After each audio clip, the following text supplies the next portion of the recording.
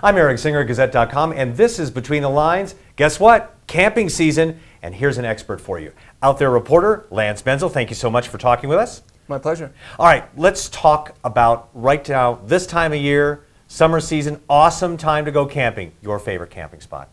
Well, last weekend I spent some time up near Steamboat Springs, and I stayed at Stagecoach State Park, which is a really lovely state park about 17 miles south of town. It's got about an 800-acre reservoir, maybe 80 campsites, and it's beautiful. It's nestled in the Yampa Valley, and great place for trails and fishing and just relaxing. All right, that's one of the top three that you like. What are the other two that you would recommend? Well, you know, I'll pick one close to home. The Crags here, just about a half-hour drive from Colorado Springs. You can find a selection of pay sites, and you can find some free sites as well if you continue up the road. All right, and that's number two. One more.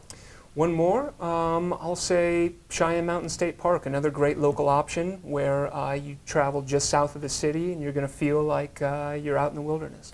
All right, now we've got the age-old question, car camping versus backpacking. This is a new term I didn't know about, car camping. I always thought that when you took your vehicle, you went to a campsite, well, you roughed it in the tent, et cetera, et cetera. Mm-hmm. I have been enlightened with regards to the definition. First, let's define car camping and backpacking specifically. Well, I use the phrase car camping to distinguish from backpacking, which of course involves carrying everything you'll need, everything you'll use on your shoulders.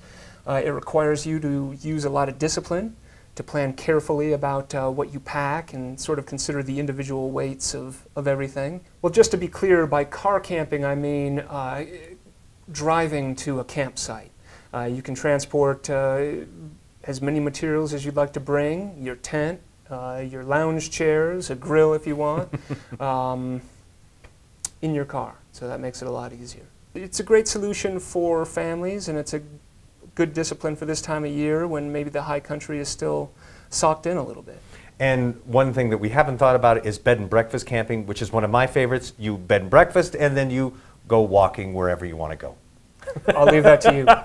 All right. Well, thank you very much. If you'd like to read more about Lance's story, just go to the Gazette and Gazette.com. With Between the Lines, I'm Eric Singer, Gazette.com.